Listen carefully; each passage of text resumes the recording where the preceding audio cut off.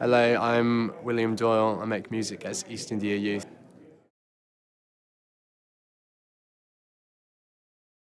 It feels weird, like someone's opened this door for me and it's like, oh, please step in this way. And it's like, I don't really know if I belong here, you know. I made my album in my bedroom, and that's when I listen to it now, whenever I play it out live, I kind of think about it in those four walls, not in this much wider context. It feels very strange, but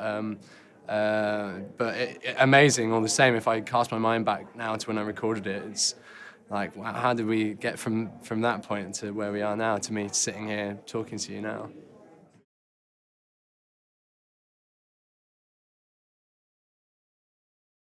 Well, making any kind of large body of work like an album is sort of months and months and months of banging your head against the wall and getting absolutely nowhere with it and thinking, what's the point of this? I don't think I can do this anymore. You know, I don't even know if it fits together. And then there's always those sort of one eureka moment will come along every month or two, and that just sort of reaffirms your belief in it, and just this euphoric moment.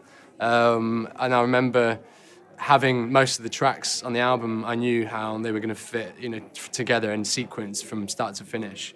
And I had just sort of a one gap in the middle where I thought, I just need this one little thing in there. I need to make another track that's going to glue the whole thing together. And it just sort of, after, you know, a couple of years of making this album, just this one just flowed out of me, heaven how long.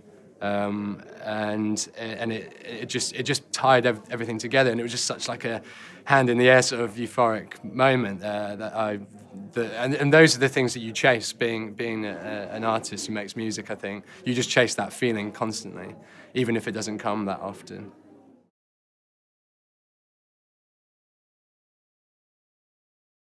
It's got to be FKA Twigs LP1, really.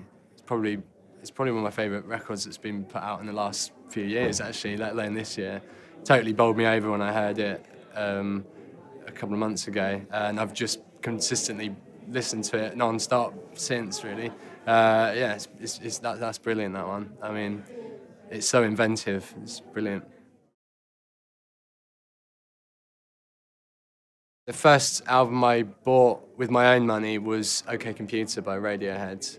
My sister, she was into cool music when I was about 9 or 10 or whatever, and I was listening to her CD collection, and then this one came out, this OK Computer that I put on, and I was like 9 or 10, and it completely, like, mind blown, you know, and I haven't really looked back since that. It definitely influenced the way I would go on then to make music after that. So I wanted to have it for myself, so I went and bought it for myself in my own copy. After stealing all the other ones, that one was the one I wanted to have as my own. And yeah, it definitely does. I mean, I tend to be sparing with how much I go back to it, because it's quite a special thing. You don't want to ruin it, you know. But it always sort of transports me back to some mindset where you kind of, that moment when you feel that music's still the weirdest thing that's around you. There's this weird mystery that you have to it, that working on music, sort of that mystery dissolves slowly over years of getting used to it. But it's nice to be reminded that at one point you thought it was the most beautiful, weird, strange thing that you could never get your head around.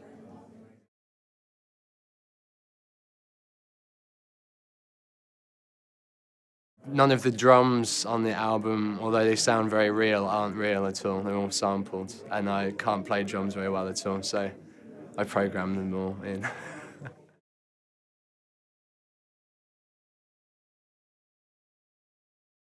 Creativity, quality, prestigious, I guess, would be the third one.